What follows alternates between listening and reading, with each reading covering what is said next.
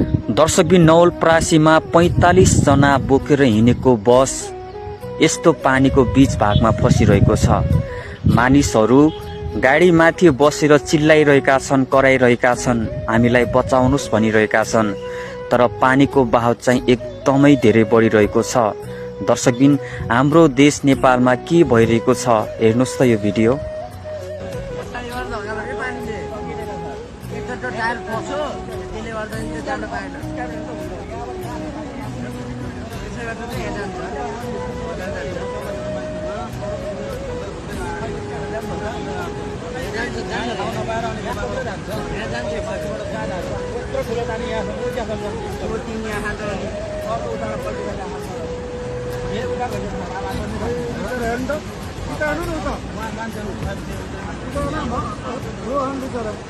त्यो बहिनी बल्ल भए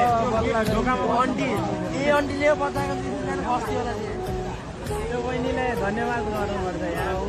यत्रो बेरसम्म थामेको म पनि हाम फाल्न लाग्थ्यो नि तिनी यत्रो बेरसम्म